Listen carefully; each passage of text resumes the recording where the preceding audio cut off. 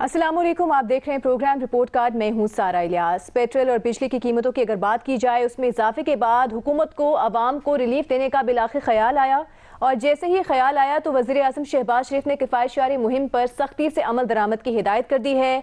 वुज़रा और सरकारी अफसरान के बिजली, गैस, टेलीफोन के बिल्स में कटौती की तजवीज़ सामने आई है, और तमाम वजारतों में तज़ीन व आराइश और नई गाड़ियाँ लेने पर भी पाबंदी की तजवीज़ सामने रखी गई है। लेकिन अब क्या ये 40% कटौतियाँ काफ़ी होंगी? ये पेट्रोल कोटा में 40% कटौतियों की बात हो रही है। एक रोज़ पहले पेट्रोल 210 रुपये फ़ी लीटर मुकर्रर किया गया। बिजली की कीमत में इजाफे की समरी भेज दी गई है। गैस की कीमत की अगर बात की जाए तो ओगरा ने गैस की कीमतों में 45% इजाफे की मंजूरी दे दी है। अशिया खुरोनोश की कीमतें आसमान से बातें कर रही हैं। हालात ऐसे हैं कि आटे का 20 किलो का थैला जो है उसकी कीमत 1700 रुपये से तजावुज़ कर गई है। दूध, दालें, घी आम आदमी को पहुंच से बाहर होते जा रहे हैं। अब बात करेंगे उस आम आदमी की जिसकी बुनियादी तनख्वाह महज 25,000 रुपये है। वो अपना बजट कैसे प्लान करेगा? दिहाड़ीदार तबके की हालत इससे भी ज्यादा परेशान कुन है। जिनके पास कमाने वाले एक है और खाने वाले 4 से 5 अफराद हैं, तो लोगों के लिए शदीद परेशानी वाली सूरत हाल पैदा हो गई है। सफेद पोशी कायम रखना मुश्किल होता जा रहा है, मजीद मुश्किल हो गया है। मगर 40% कटौती की तजवीज़ दी गई है ऐसे हालात में, जबकि हुकूमत की शाह खर्चियों की अगर बात की जाए तो उसका आलम यह है कि काबीना लेकर एक बहुत बड़े वक्त के साथ दौरा तुर्की किया जाता है। अखबारात में बड़े बड़े इश्तहारात दिए जा रहे हैं अपनी प्रमोशन के लिए, लेकिन अब आवाम को दिखाने के लिए, उन्हें थोड़ा हौसला और तसल्ली देने के लिए 40% रिलीफ दिया गया है। वज़ीर मुमलिकत मुसद्दिक मलिक की बात करें तो उन्होंने कहा था कि हुकूमत के पास तो जहर खाने के पैसे भी नहीं हैं। इस बयान पर सोशल मीडिया पर शदीद तनकीद का निशाना बनाया गया हुकूमत को। आवाम को रिलीफ देने की अब ठानी है हुकूमत ने, और ये रिलीफ दिया है 40%। अब ये ऊंट के मुंह में जीरे के बराबर ही है, और क्या कह सकते हैं। तो अब क्या बढ़ती हुई महंगाई को देखते हुए ये रिलीफ काफ़ी होगा? आज अपने प्रोग्राम में हम इसी पर बात करेंगे। सवाल इस तरह से रखेंगे कि वुज़रा और सरकारी अफसरान के बिजली, गैस, फ़ोन के बिल्स में कटौती की तजवीज़ रखी गई है। विफाकी काबीना के अरकान के पेट्रोल के कोटे पर 40% और तमाम सरकारी अफसरान के पेट्रोल के कोटे पर भी कट की तजवीज़ रखी गई है। ये फैसला किया गया है। कल शाहजेब खानजादा साहब के शो में माहिर मुआशियात हफीज़ पाशा साहब ने गुफ्तगू करते हुए कहा था कि अगले साल महंगाई 23% तक जा सकती है। तो क्या आलम होगा? गरीब आदमी के क्या हालात होंगे? ऐसी सारी सूरत हाल में क्या ये कटौतियाँ आवाम को रिलीफ फराहम करने के लिए काफ़ी होंगी? इस पर हम बात करेंगे। पैनल पे हमें ज्वाइन करेंगे आज हफीजुल्लाह नियाजी साहब, अथर काज़मी साहब, मज़हर अब्बास साहब, इरशाद भट्टी साहब और महमद सरफराज साहिबा। बहुत शुक्रिया आप सबका। भट्टी साहब, आपसे गुफ्तगू का आगाज़ करते हैं। एक हफ्ते में 2 दफ़ा इजाफे का ऐलान किया। पेट्रोलियम मसनूआत की कीमतों में 60 रुपये का इजाफा हो गया है। पेट्रोल डीजल में 210 रुपये का पेट्रोल है। अशिया खुरोनोश महंगी हो गई हैं। आम आदमी के लिए बजट प्लान करना इंतहाई मुश्किल हो चुका है। लेकिन हुकूमत ने इतनी बड़ी कुर्बानी दी है, पेट्रोल कोटा में 40% कमी कर दी है। और अगर बिल्स की बात की जाए, चाहे वो गैस के हों, फ़ोन के हों, बिजली के हों, उन पर भी कटौती, तज़ीन व आराइश पर खर्च नहीं किया जाएगा। इतनी बड़ी कुर्बानी दे रही है, जबकि मुसद्दिक मलिक साहब कहते हैं तो हमारे पास तो जहर खाने के पैसे भी नहीं है। तो क्या ये काफ़ी नहीं है रिलीफ आवाम के लिए इन हालात में? नहीं मैडम स्पीकर, काफ़ी नहीं है। पहली बात तो ये है कि मुसद्दिक मलिक साहब को बताएं कि जहर इतना महंगा कैसे हो गया है कि तुर्की 50 बंदे चले जाते हैं, लंदन में एवन फील्ड में पहुंच जाता है वज़ीर आज़म सारे बंदे लेके, और 45 दिनों में 6 दौरे खड़का दिए हैं, और इस किसी एक दौरे का कोई हासिल वसूल निकला हो तो मुझे बता दें। और फिर उसके बाद बिलावल भुट्टो साहब के दौरे पता नहीं किधर किधर वो मुल्क घूम रहे हैं। तो ये जहर इतना महंगा हो गया और बाकी चीज़ें इतनी सस्ती हो गई हैं। लेकिन मैडम स्पीकर, ये अच्छी इब्तदा है, इसमें ज़रूर अप्रिशिएट करना चाहिए, अच्छी इब्तदा है। लेकिन ये इक़दामात नुमाइशी नहीं होने चाहिए, खाली ड्रामाबाजी नहीं होनी चाहिए। इन इक़दामात पर सख्ती से अमल होना चाहिए। वज़ीर आज़म बंद करें ये गैर ज़रूरी दौरे, 50-50 लोगों को ले जाना बंद कर दें। वज़ीर आज़म साहब को अपने जो 4-5 घर उन्होंने कैंप ऑफिस डिक्लेयर किए हैं वो भी ख़त्म करें, ये ड्रामा बंद करें। और वज़ीर आज़म साहब ये धड़ाधड़ जो इश्तिहारात देते हैं मेरे पैसों के, हमारे पैसों के, ये भी बंद करें। और उसमें अब बस कर दें, बाथरूम का भी इफ्तिताह हो तो उसके बाद सामने वज़ीर आला या वज़ीर आज़म की तस्वीर नहीं होनी चाहिए। हमारी कौम माना कि बड़ी तशहीर की, वो कराची में इधवाना जिसको तरबूज कहते हैं, वो कोई दे रहा था तो उसके ऊपर वो लिखा हुआ था यूनियन काउंसिल 16 और फलाना मनजानब फलाना, और इलवाने लेने वाले भी इस लाइन में लगे हुए थे, देने वाले भी लाइन में लगे हुए। अच्छा, सबसे सिक्योरिटी वापस लें। میں نے پہلے بھی کہا ریکویسٹ کی ہے کہ سب سے سیکیورٹی واپس لیں. ایک تو ہمارے خرچے پر ان کو سیکیورٹی نہیں دینی چاہیے, دوسرا یہ پرائیویٹ سیکیورٹی افورڈ کر سکتے ہیں, تیسرا اگر یہ اقتدار میں آ کر اپنا ملک اتنا سیکیور نہیں کر سکے کہ جس میں یہ خود بھی محفوظ نہیں ہے, تو پھر کوئی حق نہیں ہے ان کو سیکیورٹی دینے کا. اور اگر ان کو دینی ہے تو مجھے بھی دیں, میں بھی اپنے بچوں کے لیے بڑا اہم ہوں, میں بھی اپنی فیملی کے لیے بڑا اہم ہوں, مجھے بھی سیکیورٹی دیں. حتیٰ کہ یہ بھی ہوتا ہے کہ یہ جو شاہی خاندان ہیں کہ ان کے چننے مننے شہزادے اور شہزادیوں کو بھی سیکیورٹیاں مل رہی ہیں. اچھا, اور پھر یہ گھروں میں سیکیورٹی, دفتروں میں سیکیورٹی, رستوں میں سیکیورٹی, یہ ختم کریں. اور پھر یعنی حال ہمارا یہ ہے کہ پچھلے سال خبر آئی تھی کہ 106 سرکاری گاڑیاں لاپتہ ہیں گورنمنٹ آف سندھ کی گاڑیاں لاپتہ ہیں سرکاری, لیکن سالانہ 1 ارب روپیہ ان پہ مینٹیننس کا خرچہ آ رہا تھا. سرکاری ہیلی کاپٹر پر نہاری لینے چلے جاؤ, سرکاری ہیلی کاپٹر پر آلو گوشت لینے چلے جاؤ, سرکاری ہیلی کاپٹر پہ انجلینا جولی کے ساتھ تصویر کھنچوانے کے لیے ملتان سے میں اپنے فیملی کو لاؤ. یہ ڈرامے بازی بند کریں, ابتدا اچھی ہے, لمبا کریں. اب آپ کو کوئی نہیں بخشے گا. یہ 90 کی دہائی نہیں ہے جب 2 اخبار ہوتے تھے اور 1 سرکاری ٹی وی ہوتا تھا. اب آپ کے پیچھے لوگ لگیں گے. اب اگر سلمان شہباز صاحب کو بھی اگر بیٹھے ہوئے ہیں ادھر تو وہ بھی نظر آ جاتے ہیں, شاہی محل میں بیٹھے ہوئے نظر آ جاتے ہیں. تو غیر سرکاری دورے بند کریں, غیر سرکاری اخراجات بند کریں. ابتدا اچھی ہے لیکن اس کو کنٹینیو رکھیں. آپ کے خیال میں ابتدا اچھی ہے, کافی نہیں ہے, اس کو کنٹینیو کیا جانا چاہیے. مظہر صاحب, اب ہم بات کرتے ہیں غریب آدمی کے لیے بہت زیادہ مشکل حالات ہو گئے ہیں, اور ہم نے کل تفصیلی طور پر اس پر بات کی اپنے پروگرام کے پہلے حصے میں کہ اب سب کو سمجھ آ گئی ہے, کافی لوگ سمجھتے ہیں کہ یہ خمیازہ جو یہ حکومت بھگت رہی ہے یا عوام بھگت رہی ہے, یہ پچھلی حکومت کے فیصلوں کی وجہ سے ہے, جو IMF کے ساتھ معاہدہ کیا, اس کی خلاف ورزی کی اینڈ آل. لیکن اس حکومت کو ان تمام حقائق کا پتہ تھا, تو کیا ہوم ورک, کیا کوئی پلان میں آپ کو کوئی کلیئرٹی نظر آتی ہے؟ اور جس طرح ابھی بات کر رہے ہیں کہ انہوں نے یہ کٹوتی کی ہے, 40% کٹوتی کر دیں گے, پیٹرول کوٹا میں, بلز میں کٹوتی کی تجویز سامنے رکھی گئی ہے, کیا یہ کافی ہوگا؟ کیوں نہ اشرافیہ اس طرح سے قربانی دیں جس طرح سے ایک عام آدمی اس مہنگائی کی چکی میں پس رہا ہے؟ دیکھیے, بہت آسان سا طریقہ ہے. جب 1973 کا آئین بن رہا تھا تو ایک کلوز آئی کہ جی کس کس کو ایوارڈز دیے جائیں. ایوارڈز کی ایک وہ آیا تھا کہ جی کن کن کو جو خدمات کرتے ہیں وہ کرتے ہیں. اچھا, یہ میں بات اس لیے کر رہا ہوں کہ NRO کے کیس میں ایک مرتبہ غالباً عبدالحفیظ پیرزادہ مرحوم نے ذوالفقار علی بھٹو کی ایک تقریر وہاں کوٹ کر کے سپریم کورٹ میں سنائی, اور اس میں یہ تھا کہ میں کیوں ایوارڈ دوں کسی کو. میں اگر حکومتی, کیونکہ سرکاری اس میں وہ سارا کچھ آ رہا تھا, تو انہوں نے کہا نہیں, ایوارڈ تو میں اگر گورنمنٹ میں ہوں تو میں پبلک سرونٹ ہوں. پبلک سرونٹ کا مطلب ہی یہ ہوتا ہے کہ لوگوں کو سرو کرنا, اور لوگوں کو سرو کر, اور پولیٹکس ہی لوگوں کو سرو کرنے کے لیے ہے. اور اسی لیے اس میں آرٹیکل 259 غالباً ہے, وہ پڑھیں اگر آپ, تو اس میں بہت ہی محدود لکھا ہے کہ ان لوگوں کو آپ ایوارڈز دیں جس میں ایکیڈیمک ڈسٹنکشنز ہیں, گیلنٹری کے اس میں ہیں, اور غالباً نرسنگ کے اس کے اوپر ہے. اس کے علاوہ لیکن اس کے بعد اس کو ایک سیاسی رشوت بنا دیا گیا.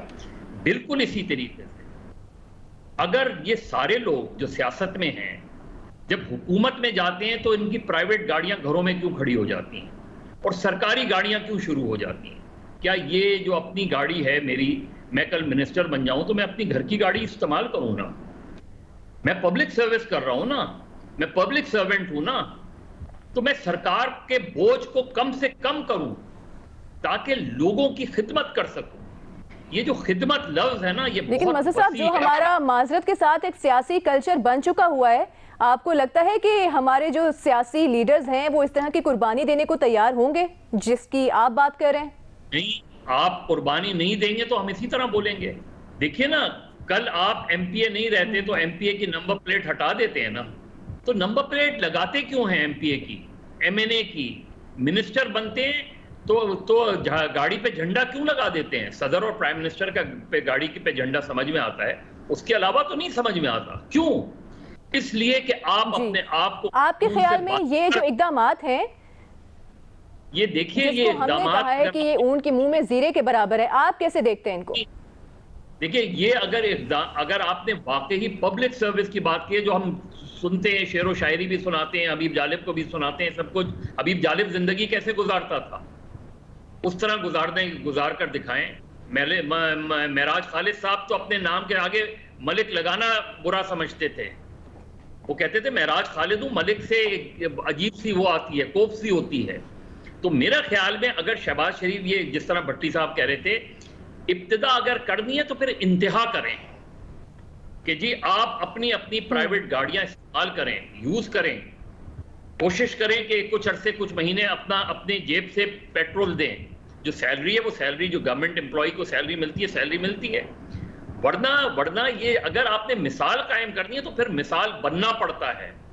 مثال قائم کرنے کے لیے لیٹ فرام دا فرنٹ بتائیں آپ لوگوں کو کہ ہم ہاں پبلک سروس کرنے آئے ہیں، ورنہ آپ 40% کریں گے، وہ کیا ہوتا ہے اس میں؟ وہ یہی ہوتا ہے، ٹھیک ہے ایک ٹوکن سمبولک تو بہت اچھی چیز ہے، لیکن اگین وہی چیز ہوتی ہے کہ جس طریقے جو لوگوں پہ بوجھ پڑ رہا ہے وہ تو 60-70% پڑتا ہے لوگوں پہ آ کے بوجھ۔ تو میرا خیال ہے کہ گورنمنٹ کو اور سیاست کو اپنا رخ تبدیل کرنا چاہیے، تمام سیاسی جماعتوں کو، یہ نہیں جتنی بھی بڑی سیاسی جماعتیں ہیں ان کو اپنا کلچر تبدیل کرنا پڑے گا۔ ایسے نہیں ہو سکتا صرف دکھاوے کے لیے ہوتا ہے، یکا آپ منسٹر بن جاتے ہیں، یکا ایم این اے بن جاتے ہیں تو لوگوں سے اپنے رابطے کاٹ لیتے ہیں آپ لوگ۔ تو آپ کہہ رہے ہیں کہ ابتدا اچھی ہے، انتہا تک جانا چاہیے، لیکن اقدامات کافی نہیں ہیں، آپ نہیں کا آپشن لیں گے، یہی کہہ رہے ہیں آپ؟ جی ٹھیک ہے، آپ نہیں کا آپشن لیں گے۔ محمل کہنے والے کہتے ہیں کہ یہ سمبولک اقدامات ہیں، یہ اس کا ریلیف صحیح معنوں میں ٹرانسلیٹ ہو کر غریب طبقے تک کیسے پہنچے گا؟ آگے آپ نے ایک بہت مشکل بجٹ دینا ہے، پیٹرولیم پرائسز آلریڈی آپ بڑھا چکے ہیں، بجلی کی قیمت بڑھے گی، گیس کی قیمت بھی بڑھ چکی ہے، تو آپ کے خیال میں بھی آپ کو لگتا ہے سمبولک اقدامات ہیں، جہاں پر دوسری طرف آپ نے دورہ ترکی کا جیسے ہم نے ذکر کیا، پھر آپ اپنے پروموشنل سٹاف کے لیے آپ اچھے خاصے پیسے لگا رہے ہیں، ایک طرف آپ کہتے ہیں ہمارے پاس زہر کھانے کے پیسے نہیں ہیں؟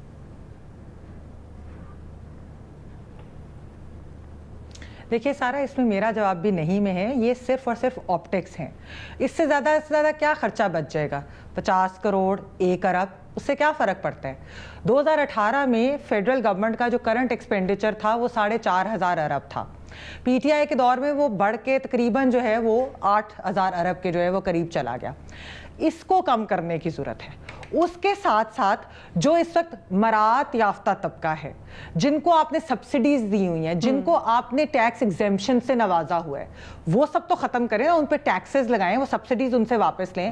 پھر آپ یہ دیکھیے، آپ اگر ایگریکلچر کو دیکھ لیں تو پاکستان میں ایگریکلچر ٹیکس جو ہے وہ بالکل نہ ہونے کے برابر ہے۔ اور میں ادھر اسمال فارمرز کی بات نہیں کر رہی، لیکن جو لارج لینڈ لارڈز ہیں، بہت بڑے بڑے لینڈ لارڈز ہیں، جن کو ہم کہتے ہیں سردار کہتے ہیں، یا ہم کہتے ہیں وہ سائیں، اور اس طرح کی جو ہم بات کرتے ہیں، تو ان سب کے اوپر کیوں نہیں ٹیکس لگتا؟ ایگریکلچر ٹیکس تو نہ ہونے کے برابر ہے نا، آپ وہ بڑی لینڈ ہولڈنگز کے اوپر آپ پلیز ٹیکس لگائیں۔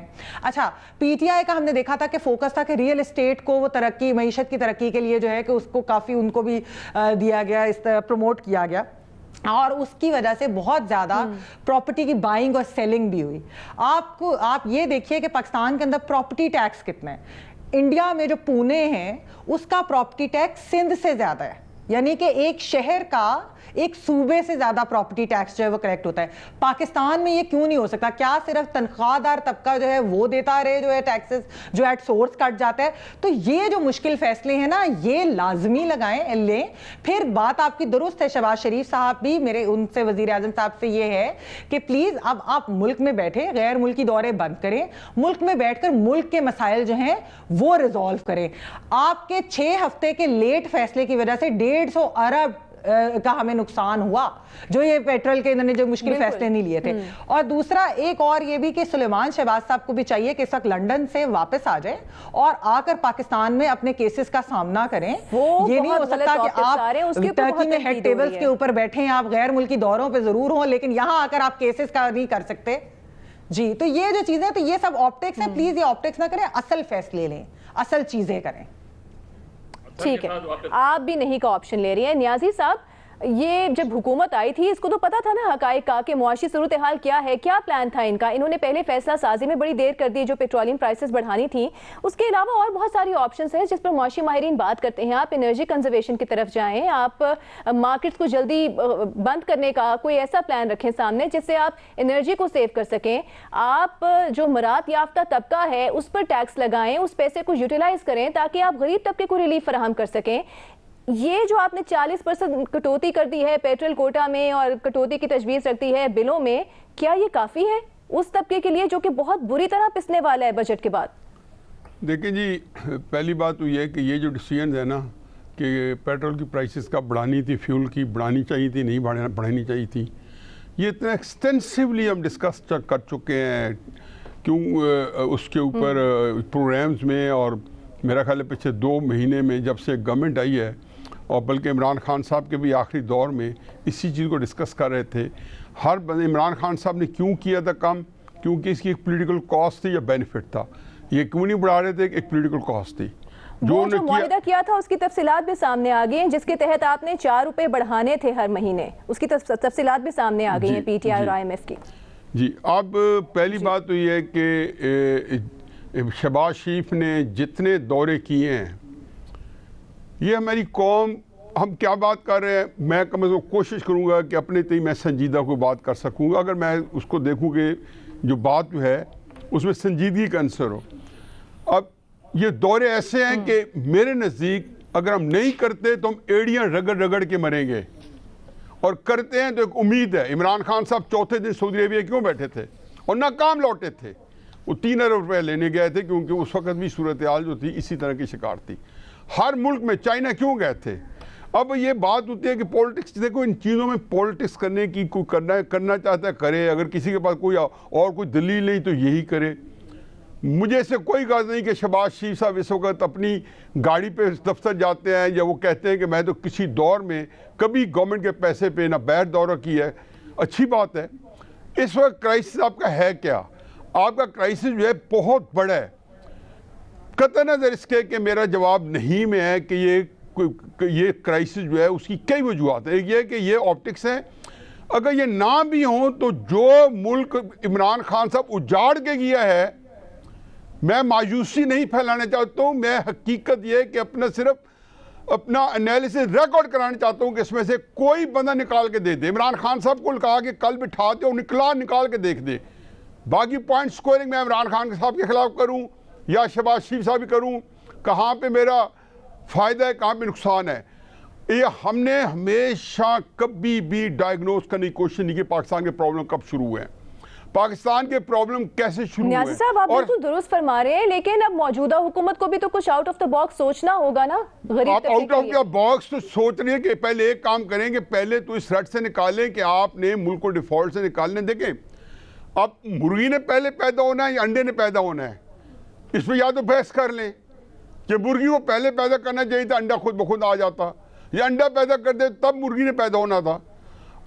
ہم یہ کہہ رہے ہیں کہ کتنا عرصہ یہ پیدا کرتے رہے کہ یہ لیٹ کیوں کر رہے ہیں. تحریک انصاف جب IMF نے 3 مہینے لیٹ گئی تو سب نے یہی کہا کہ یار یہ تحریک انصاف نے بہت سی پرابلم اس لیے بربادی ہوئی کہ بجائے اگست میں حکومت ملنے کے فوراً بعد جانے میں 2018 کے, یہ کیوں آگے 2019 میں آگے IMF کے پاس گئی.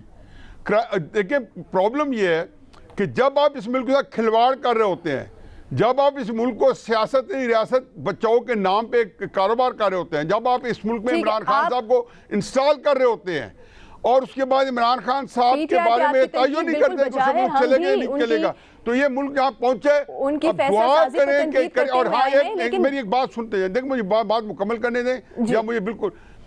تو یہ موقع ہے کہ سرکاری گاڑی کسی پرائیویٹ کام پہ جیسے مظہر صاحب نے نشاندہی کی ہے, صرف نہ آئے, اسے کم از کم قوم یہ سمجھے گی کہ ہم سارے یہ پرابلم شیئر کر رہے ہیں. ٹھیک ہے, آپ بھی نیازی صاحب وقت کی تھوڑی کمی ہے, آپ بھی نہیں کا آپشن لے رہے. اطہر, آپ کیا سمجھتے ہیں کہ یہ جو اقدامات یا تجاویز پر غور کر رہی ہے اس وقت حکومت, کیا یہ کافی ہیں اگر کنسیڈرنگ دا فیکٹ کہ middle class, lower middle class کے اوپر کتنا بڑا بوجھ پڑنے والا ہے اور پڑ رہا ہے آلریڈی؟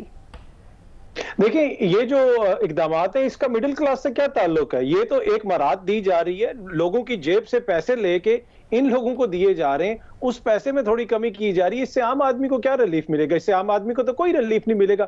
دوسری بات یہ ہے, یہ کہتے ہیں کہ ہمیں پیٹرول کی قیمت بڑھانی پڑ رہی ہے, ہمیں یہ کرنا پڑ رہا ہے, وہ کرنا پڑ رہا ہے. اور عمران خان آئی ایم ایف سے معاہدے کر کے چلا گیا تھا. آپ نے بھی ذکر کیا کہ آئی ایم ایف کے معاہدے کے اندر لکھا ہوا ہے کہ قیمت بڑھانی ہے. تو یہ حکومت آئی ایم ایف کو انصاف دلوانے کے لیے آئی تھی کہ پاکستانیوں کو انصاف دلوانے کے لیے آئی تھی؟ اس وقت تو یہ کہتے تھے کہ آئی ایم ایف سے یہ معاہدہ کیا کیوں؟ اس وقت تو یہ کہتے تھے کہ جو اسٹیٹ بینک کے حوالے سے آپ نے قانون بنایا, آپ نے اس کو وائسرائے بنا دیا گورنر اسٹیٹ بینک کو, یہ قانون ملکی سالمیت کے خلاف ہے. تو اپنے معیشت پر بچوں کے بالکل سیاست نہیں ہونی چاہیے, کسی کو بھی نہیں کرنی چاہیے, یہ آپ درست فرما رہے ہیں, لیکن حل کیا ہے پھر اس کے علاوہ؟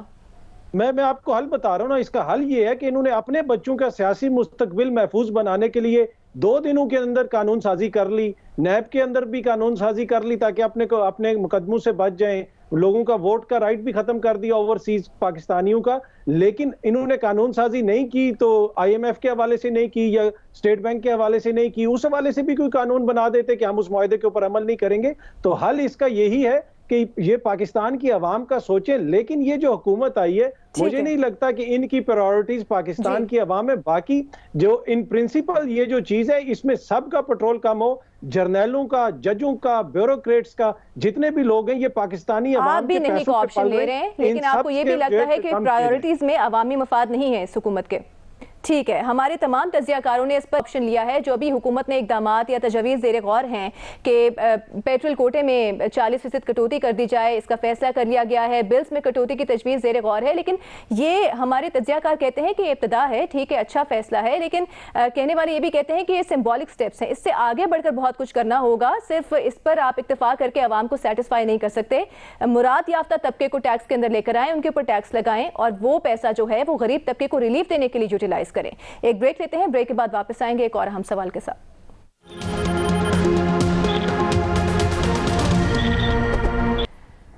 Welcome back to report card. کل مسلم لیگ نون کے سینئر رہنما ہیں, سابق وزیر اعظم ہیں شاہد خاقان عباسی صاحب, انہوں نے ایک انٹرویو میں یہ کہا ہے کہ وہ وزیر اعظم شہباز شریف کو یہ مشورہ دیتے ہیں کہ جو اس وقت سیاسی تناؤ کی صورتحال ہے, جو معاشی مشکلات کا شکار ہے اس وقت ملک, اس میں بہتر ہے کہ ہم ایک سیاسی ڈائلاگ کا آغاز کریں, تمام پارٹیز کو انگیج کریں, اس کے اندر آگے بڑھنے کا یہی ایک بہتر طریقہ ہے. ورنہ تو پولرائزیشن جو ہے وہ بڑھتی چلی جائے گی, جو کہ ملکی مفاد میں نہیں ہے.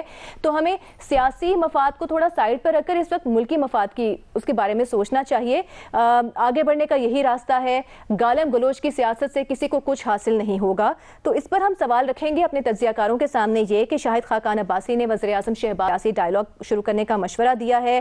آج کی سیاست چونکہ منقسم ہے تو اس میں ڈائلاگ کی, بات چیت کی بہت زیادہ ضرورت ہے. اور انتظار مت کریں, جتنا جلدی ہو پارٹیز کو انگیج کریں اور ایک پولیٹیکل کنسنسس ڈیولپ کریں, آگے بڑھائیں, اپنی انا کو, اپنی ایگو کو سائڈ پہ رکھ دیں. تو کیا اب تمام سیاسی جماعتیں جو موجودہ ہم سیاسی ماحول دیکھ رہے ہیں اس وقت ملک میں, وہ ایک سیاسی ڈائلاگ پر آ جائیں گی, راضی ہو جائیں گی, ہاں یا نہیں کے آپشنز ہیں آپ کے پاس؟ بھٹی صاحب, آپ سے اس گفتگو کا آغاز کریں گے. ابھی آج بھی عمران خان صاحب جو ہیں اپر دیر میں جلسے سے خطاب کر رہے تھے, اگر یہ بات شروع کی جاتی ہے, حکومت کی طرف سے ہاتھ آگے بڑھایا جاتا ہے, آپ کو آج کی اپوزیشن یعنی کہ پی ٹی آئی, اس کا کوئی موڈ لگ رہا ہے کہ وہ انگیج ہوگی سیاسی ڈائلاگ میں؟ تجویز بہت اچھی ہے میڈم سپیکر, بہت اچھی تجویز ہے, اور اس کو اپریشیٹ کرنا چاہیے. اس سوچ کو آگے لے جانا چاہیے. اس سوچ کی ملک کو بڑی ضرورت ہے اس وقت, لیکن مجھے نہیں لگتا کہ اس وقت یہ ہو پائے گا, کیونکہ بہت نفرت بہت بڑھ گئی ہے, بہت نفرت بڑھ گئی ہے. اب جو سیاست تھی وہ ذاتی دشمنیوں میں بدل گئی ہے, اور ایک دوسرے کا وجود جو ہے ایک وہ برداشت نہیں ہو پا رہا. لیکن تجویز کیوں اچھی ہے؟ کیونکہ ملک مشکل میں ہے, قوم مشکل میں ہے, بلکہ یہ زیادہ کہنا آسان ہے کہ ملک و قوم دونوں بند گلی میں ہیں, عالمی سطح پر بھی, اندرونی سطح پر بھی, معاشی سطح پر بھی, خارجی سطح پر بھی. اور نفرت جیسے میں نے کہا بہت زیادہ ہو گئی ہے, قوم تقسیم ہو گئی ہے. اب آنا ان کو اسی طرف پڑے گا, ڈائلاگ پہ, اینڈ پہ بیٹھنا پڑے گا. اگر اچھا یہ خود نہیں, مریم نواز صاحبہ عمران خان صاحب کے ساتھ نہیں بیٹھنا چاہتے, عمران خان صاحب ہاؤس آف شریف یا زرداری کے ساتھ نہیں بیٹھنا چاہتے, یا کچھ اور ہے, تو ایک پارٹی تیار کر لیں جیسے آپ پارٹیاں تیار کرتے ہیں, وہ آپ آپس میں بیٹھیں, بیٹھ کے تو کچھ چیزوں پہ کریں. عمران خان صاحب اپنے بیانیے پہ قائم رہیں کہ یہ چور ہیں, ڈاکو ہیں, لٹیرے ہیں. یہ ان پہ قائم رہیں کہ یہ فتنہ ہے، یہ دہشت گرد ہے، یہ آئین شکن ہے، یہ بغاوت کرنے والا، یہ غدار ہے، یا جو بھی کرنا چاہتے ہیں، گالیاں دل دیتے رہیں، مگر ایک ساتھ ساتھ کرتے رہیں. پاکستان تو آپ سب سے بڑا ہے نا، آپ کی ضد چھوڑنی پڑے گی، انا چھوڑنی پڑے گی، آپ اپنی ضدوں اور اناؤں سے باہر نکلیں. آپ کہہ رہے ہیں کہ ہر پارٹی کمیٹی تشکیل دے دے اور وہ ڈائیلاگ کا حصہ بنے. ہاں بالکل بالکل. پہلی جنگ عظیم کا کیا ہوا؟ اینڈ رزلٹ کیا نکلا؟ مذاکرات. دوسری کا کیا نکلا؟ مذاکرات. خدا نہ خواستہ اللہ نہ کرے اگر کچھ اور آگے ہوا تیسری یا چوتھی تو اس کا بھی اینڈ مذاکرات. آپ یہ کہہ رہے ہیں کہ ایسا ہونا چاہیے، لیکن موجودہ ماحول میں آپ کو ایسا ہوتا ہوا نظر آ رہا ہے؟ بھٹی صاحب آپ جواب دیجئے گا. نہیں بالکل نہیں ہوتا نظر نہیں آ رہا، لیکن ہونا چاہیے. یہ وقت کی ضرورت ہے ملک کے لیے، پلیز اللہ کے نام پہ ملک کے لیے اور اس 22-24 کروڑ لوگوں کے لیے تھوڑی سی اپنی انا، تھوڑی سی اپنی ضد، تھوڑی سی اپنی نفرت، تھوڑا سا اپنا غصہ کم کر کے خود نہ کریں، پیچھے کسی اور کو، تاکہ کوئی تھوڑا سا آگے معاملہ بڑھے، اور 2-4 ایشوز ایسے رکھیں جس پر آپ سیاست نہ کریں. ٹھیک ہے مظہر صاحب، اب جو موجودہ ماحول ہے، معاشی حالات ہیں، سیاسی تناؤ کی صورتحال ہے، آپ کو ایسا ہوتا ہوا نظر آ رہا ہے کہ پولیٹیکل پارٹیز ایک ڈائیلاگ میں انگیج ہوں؟ اور آپ نے آج تھوڑا اس کے بارے میں لکھا بھی ہے کہ موجودہ حکومت جو ہے اس کے اتحادیوں کے ساتھ یہ جو ان پاپولر فیصلے کر رہی ہے حکومت، تھوڑے معاملات بھی گڑبڑ ہو رہے ہیں، یہ بھی ذرا بتائیے گا. دیکھیے پہلی چیز یہ کہ بالکل ہو سکتے ہیں، اور اس کی ڈیپینڈ کرتا ہے کہ آپ کون سا انیشیٹو لیتے ہیں، کون سا ایجنڈا رکھتے ہیں. بالکل پرائم منسٹر خود انگیج نہ ہو اس میں، ان لوگوں کو پک کریں پیپل جو اتحادی حکومتی اتحادی ہیں کہ جو دوسرے فریق کو بھی قابل قبول ہوں. ایجنڈا کیا رکھیں؟ ایجنڈے میں الیکشن رکھیں. الیکشن کی ڈیٹ پہ بات ہو سکتی ہے، منتھ پہ بات ہو سکتی ہے کہ آپ اکتوبر میں الیکشن کرانا چاہتے ہیں، وہ کہیں گے 3 مہینے میں الیکشن، تو کوئی مڈل گراؤنڈ بن سکتا ہے. دوسری معاشی صورتحال، معاشی صورتحال میں ایک مشترکہ ٹیم تشکیل دی جا سکتی ہے کہ جو ابو دا بورڈ ہو، جو ابو پالیٹکس ہو، دونوں طرف کے جو معاشی ماہرین ہیں وہ بیٹھ کے یہ ایجنڈے کا حصہ ہو کہ ہم کس طرح اس معاشی صورتحال سے نکل سکتے ہیں. عام انتخابات، معاشی صورتحال، اور تیسرا یہ کہ یہ جو بھی مراسلے والی بات ہے اس پہ فوری طور پہ چیف جسٹس کو لکھا جائے کہ جی آپ اس پہ ایک جوڈیشل کمیشن بنا دیں، اس کی فائنڈنگز بھی آ جائیں گی. چوتھی جو چیز ہو سکتی ہے اور جو بہت امپورٹنٹ ہے وہ یہ کہ آپ کم سے کم ایک دوسرے کے خلاف زبان کے استعمال میں احتیاط کریں. جو گالم گلوچ ہو رہی ہے، جس طرح کی زبان استعمال ہو رہی ہے، جس طرح کا لہجہ استعمال ہو رہا ہے، وہ انتہائی شرمناک ہے، قابل مذمت ہے. تو یہ طے ہو سکتا ہے کہ بالکل بھی ایک دوسرے کے خلاف جو ہے وہ اس طرح کی زبان استعمال نہیں ہوگی. تو میرا خیال ہے اگر 4-5 پوائنٹ گورنمنٹ رکھے، اور ایون یہ جو نیب اور الیکشن کمیشن وغیرہ کے حوالے سے آپ اس کو اپنی اس کا حصہ بنائیں. یہ آپ پی ٹی آئی کو فارورڈ کریں. پی ٹی آئی میں وہ لوگ ہیں، اس طرح کے لوگ جن سے آپ کی بات چیت ہوتی رہتی ہے. اسد عمر صاحب ہیں، پرویز خٹک صاحب ہیں، اور دونوں کے جو لیڈرز ہیں وہ اس پہ اتفاق کریں کہ ہماری یہ کمیٹی جو بھی اس میں وہ کرے گی، وہ اس کی فائنڈنگز ہوگی یا ایگریمنٹ کے قریب ہوگی، تو دونوں پارٹی اس کو آنر کریں گی اس چیز کو. میرے خیال میں اس کا انیشیٹو لینا چاہیے. اس کے نتیجے میں میکسیمم کیا ہوگا؟ اگر حکومت یہ انیشیٹو لیتی ہے، حکومت اس طرح کا کوئی ڈیلیگیشن بناتی ہے، اس طرح کے پوائنٹس جوٹ ڈاؤن کر کے ان کو بھیجتی ہے، میکسیمم کیا ہوگا؟ ادھر سے انکار ہو جائے گا. لیکن کوئی انیشیٹو تو لینا. صرف ہم زبانی جمع خرچ میں بات کرتے ہیں کہ جی آپ الیکشن کی تاریخ کا اعلان کر دیں، ہم مذاکرات کر لیں گے. آپ مظہر صاحب آپ یہ کہہ رہے ہیں حکومت یہ انیشیٹو لیتی ہے تو کوئی ایسی پاسبلٹی یا راہ نکل سکتی ہے کہ پارٹیز انگیج ہو جائیں، ایک ٹیبل پر آ جائیں پولیٹیکل کنسنسس کے لیے؟ بالکل نکل سکتی ہے. اس پہ پوائنٹ پہ ہو سکتا ہے، اور اگر نہیں ہوگا تو جو فریق انکار کرے گا اس کے لیے امبیرسمنٹ ہوگی. بالکل بالکل ٹھیک ہے. مظہر صاحب نے اور ارشاد نے اس سوال پر نہیں کا آپشن لیا ہے. ایک بریک لیتے ہیں، بریک کے بعد باقی تجزیہ کاروں کا اس پر موقف لیں گے. ہمارے ساتھ رہیے گا.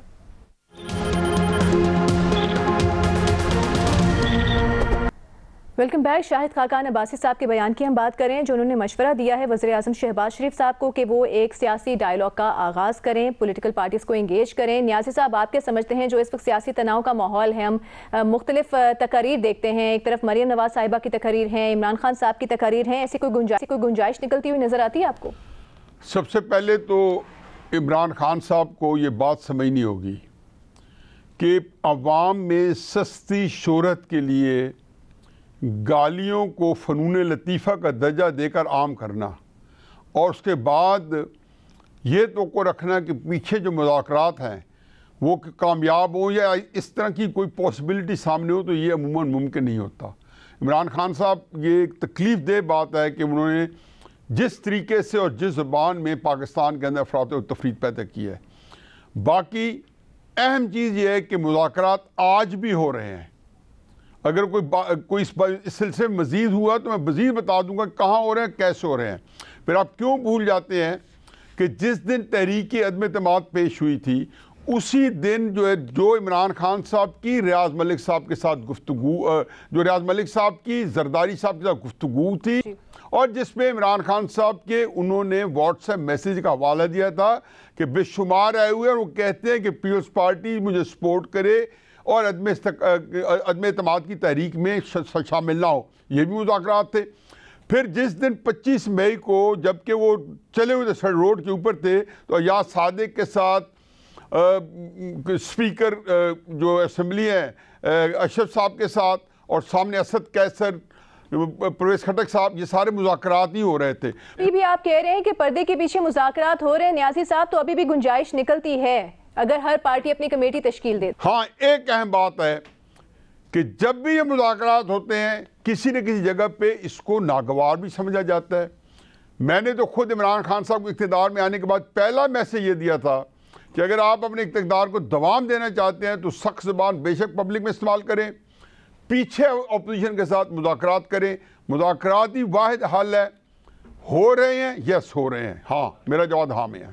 محمل، آپ بتائیے گا، آپ کیا آپشن لیں گی؟ دیکھیے، سارا بات یہ ہے کہ تمام سیاسی جماعتیں جو ہے یہ بالکل یہ بات ہے کہ ہونا ایسے ہی چاہیے کہ ڈائیلاگ کے اوپر راضی ہونا چاہیے، لیکن ایسا ہوگا نہیں۔